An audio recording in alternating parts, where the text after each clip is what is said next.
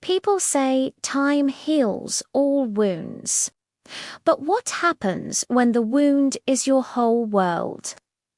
This is the story of a mother who lost the one person she lived for. A mother who had to face the question no parent is ever prepared for. How do you keep living when the reason you lived is gone? It was always just the two of us. From the day he was born, it was just me and my boy against the world. I remember our tiny apartment, how his laughter would just echo off the walls. We had our late-night talks, our inside jokes that nobody else would ever get. We didn't have much, but somehow being together always felt like more than enough. I can still see him on his first day of school, his little hand holding mine so tight. I remember cheering so loudly at his soccer games that he'd pretend to be embarrassed, but I could see him smiling. I remember kissing the top of his head every night, even when he was a teenager and thought he was too cool for it. He was the kind of kid who could make anyone laugh. He had this light about him, this energy that just drew people in. He dreamed big, he loved fiercely, and he hugged me every single day, no matter how old he got. I didn't have much to give him, but I gave him everything I had. And in return, he gave me purpose. He gave me a reason to wake up every morning. This isn't just a story about loss. It's a story about a love so big it feels like it can't be contained in one lifetime. It's about finding the strength to get out of bed when your heart is shattered into a million pieces. It's about the painful, messy, and incredibly slow path toward healing. If you've ever loved someone so much that you can't imagine living without them, or if you're walking through a grief that feels unbearable, then maybe this story can help you feel a little less alone. I want to invite you to walk alongside me through the moments that broke me, and hopefully through the moments that are slowly starting to rebuild me. Thank you for being here, for listening. Let's begin. She remembers the day with a startling, uncomfortable clarity, as if every single detail was permanently etched into her mind. It started like any other morning sunlight, warming the kitchen tiles, the faint smell of coffee, her son rushing around the house, frantically looking for his headphones. She watched him with a tired smile, teasing him about always running late. He just laughed, that wonderful, boyish laugh that used to fill the entire apartment, and promised he'd be home early. She didn't know that would be the last time she'd hear his voice echo through that hallway. The moment everything shifted came with a phone call. Her phone buzzed once. Then again, she answered with mild irritation, wiping her hands on a dish towel. The voice on the other end wasn't familiar, but the tone shaky, urgent trembling told her something was wrong before the words even formed. She felt her knees weaken, her breath catch, a strange ringing fill her ears. The world blurred around her as the stranger explained there had been an accident. She doesn't remember grabbing her keys, or locking the door, or even how she got to the hospital. All she remembers is running through hallways, running past nurses and doctors, running toward a room she desperately prayed she would never have to enter. When the doctor finally spoke, his lips moved slowly, carefully, as though he was choosing the gentlest words.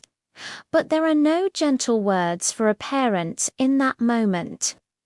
The sounds coming from her own throat didn't even feel human. She wanted to scream, to break something, to rewind the world by just 30 minutes, just enough time to save him. But all she could do was stare at the stillness on the hospital bed. The absence of the rise and fall she had watched since the day he was born. The rest of the day passed as if she were underwater. People were talking, hands were touching her shoulders, bodies moving all around her. But she felt completely detached from everything, like the world was happening behind a thick glass wall. She signed papers she couldn't read, nodded at things she couldn't process, and walked out of the hospital feeling like she had left a part of her soul behind. That night, she sat in the dark of their home, the ghost of that morning still echoing in her mind. She whispered his name into the silence, hoping somehow he could hear her, but no sound ever came back. If you are struggling with grief or loss, please know you are not alone. There are resources that can help. We've included links in the description below. Thank you for watching. The days after the funeral just blurred together like a long, heavy fog. I'd wake up each morning not because I was rested, but because my body just couldn't stay asleep anymore. The nights were the worst. Every shadow reminded me of him. Every little creak in the apartment sounded like him coming home. I kept waiting to hear his footsteps, his voice asking what was for dinner, or the thud of his backpack hitting the floor. But there was only silence. It just sat beside me, this heavy, unwanted guest. I tried to go through the motions of living. Going to work felt like a fire drilly, was just moving mechanically, not thinking, just doing what I had to do. But my co-workers offered condolences, but their soft words felt like they couldn't touch the jagged edges of my pain. I know they meant well, but every "I am sorry for your loss" was just another confirmation that this was real, that he was never coming back. I'd sit at my desk, staring at the computer, but my mind would just drift away to memories. Him laughing in the kitchen, sleeping on the couch after school, complaining about his chores. I'd have to blink back tears, force myself to take a breath, and keep typing, even when I had no idea what I was writing. At home, everything hurt. His room was the hardest part. I kept the door closed, not because I wanted to forget, but because I was terrified I'd completely fall apart if I stepped inside. His clothes were still on the floor, his bed was unmade, his posters were on the wall. Everything was frozen in time, exactly how he left it. I'd just stand outside his door, my hand trembling on the handle, unable to turn it. Some days I'd whisper through the wood, just telling him I missed him, that I wasn't ready to let go. Food had no taste, music was too loud, any noise just felt painful. There were days I'd forget to eat, or even drink water. I just forgot how to care about anything beyond this ache in my chest. I felt guilty for the moments I couldn't stop crying, and then I'd feel guilty for the moments I wasn't crying. Grief is just a constant contradiction, too heavy, too quiet, too loud, and so cruel. People told me to stay strong, but strength felt like a language I didn't speak. I didn't want to be strong. I just wanted my son back. I wanted one more hug, one more argument about chores, one more simple, everyday moment that I used to take for granted. But no matter how tightly I held on to the memories, I knew they couldn't bring him back. If you or someone you know is struggling with grief, please know you are not alone. There are resources that can help.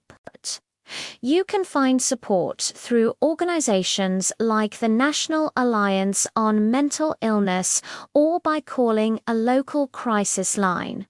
Reaching out is a sign of strength. Thank you for listening. It was a quiet afternoon when her breaking point finally came. 4 days she hadn't spoken to anyone. Not really. Her phone was a constant reminder of the world outside, filled with unread messages from people who cared, people she just couldn't face. The world kept spinning, but she was trapped, frozen in a single, painful moment. That day, she did something she had avoided for weeks. She opened her son's door. The moment she stepped inside, the scent of him, so faint but so familiar, hit her like a wave. She collapsed to the floor, clutching one of his shirts, and finally, she cried. She cried with a force she hadn't allowed herself before, letting out all the pain she had been holding back. The guilt, the anger, the crushing loneliness of knowing no one could ever understand the depth of her loss. She cried until her throat burned, until she was completely empty. Later that evening, a gentle knock. It was her sister. Without waiting for an invitation, she walked in, saw her swollen eyes, and simply sat beside her. No advice, no empty words, just presence. And for the first time in what felt like a lifetime, she let someone in. They talked first slowly, then deeply, about memories, fears, and the unbearable silence left behind. Her sister suggested a support group for parents who had lost children. At first, she resisted. The thought of sharing her most private pain with strangers was terrifying. But a small part of her, the part that was desperate for air, knew she couldn't do this alone. A week later, she walked into her first meeting. She didn't speak that day. She just sat and listened as others shared stories that echoed her own heartbreak, and in their words, she felt something shift inside her. For the first time, she wasn't completely alone in her grief. That moment was her turning point. She started to understand that healing wasn't about forgetting, but about learning to live alongside the pain. As she left that meeting, she felt something she thought she had lost forever, a tiny, fragile spark of hope. If you are struggling with grief or any mental health challenge, please know you are not alone. There are resources available that can help. You can find links to support organizations in the description below. Reaching out is a sign of strength. Thanks for listening. Healing didn't happen all at once, in some big, dramatic moment. It came quietly, in tiny, careful steps. At first, she just started writing in a journal every night. She poured out everything she was feeling onto the paper memories of her son, all the things she wished she'd said, and the deep pain she just couldn't speak out loud. Writing became like a lifeline, a way to finally breathe again. It was a safe space where her grief could just exist without completely overwhelming her. Then she started taking walks at sunrise. It was something she and her son used to do when he was little. In those quiet early hours, the world felt a little softer, a little kinder. She would watch the sky change from dark to light, a small, gentle reminder that even after the longest, darkest nights, the sun always returns. And on those walks, she started talking to him. She'd tell him about her day, ask him to watch over her, and thank him for all the wonderful years they had together. The conversations didn't make the ache go away, but they did soften its sharp edges. After some time, she finally found the courage to go back into his room. She sat on his bed, running her hands over the blankets and touching the things he loved. She cried, but this time she didn't fall apart. She began to clean, not to erase him, but to honor his memory. She carefully folded his clothes, putting some special items into a memory box. She organized his books, leaving his favorite one on the nightstand, just as he always had. She kept certain things just as they were, not because she was stuck in the past, but because they felt like little pieces of him she could still hold on to. She kept going to her support group every week. Slowly, she started sharing her own story. The tears came, of course, but so did connection, empathy, and a deep sense of understanding from people who knew exactly what she was going through.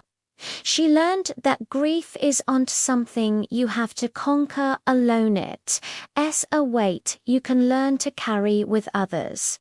She also gave therapy a try.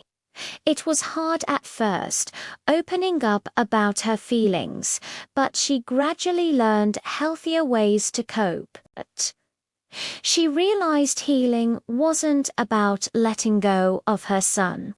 It was about finding a way to keep his memory alive while giving herself permission to move forward. As the weeks turned into months, she noticed small shifts. She could listen to his favorite song without breaking down. A happy memory could bring a smile to her face, not just tears. She could take a deep breath without feeling like she was being crushed. The grief was still there, and it always would be, but she was finally, slowly and gently, beginning to heal. Thank you for listening. As months turned into a quiet blur, I knew I needed something to hold on to, something real that could tie my son's life to the world he'd left behind. I wanted his memory to cast a warm light, not just a long shadow. The idea finally sparked during a support group meeting. Another parent mentioned starting a small charity in their child's name, and that night I couldn't sleep. I just kept seeing my son's face, his incredible kindness, his big dreams, his constant desire to help people. I knew, deep down, he wouldn't want his story to just be a tragedy. He would want something good to grow from the heartbreak. So, with a shaky start, I began looking into ways to help kids in need. I remembered how much my son loved to read. Books were his escape, his adventure, his greatest joy. That's when it hit me. I could start a small project collecting books to donate to local schools and shelters, all in his name. I shared the idea online, honestly, not expecting much, but the response was immediate. Friends, neighbors, co-workers, and even total strangers started reaching out, asking how they could help. Within weeks, my living room was overflowing with stacks and stacks of colorful books. And for the first time since I lost him, I felt this little spark. It was pride mixed in with the grief. But it was there. This was something he would have absolutely loved. I also found a new kind of strength in talking with other grieving parents. I started volunteering at the support group, sharing my story to comfort those who were just beginning their journey. I never pretended to have moved on because you never really do. But I spoke as someone who was learning how to move forward one day at a time. My honesty and vulnerability seemed to help others feel less alone in their own pain, and in helping them, I slowly found a sense of purpose weaving its way back into my life. My days began to have structure and meaning again.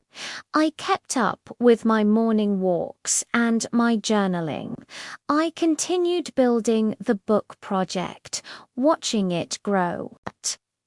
I keep a small photo of my son on my desk, not as a reminder of the pain, but as my source of strength. I've learned that healing isn't about replacing the love you've lost. It's about turning that immense love outward, channeling it into something that can make a difference in the world.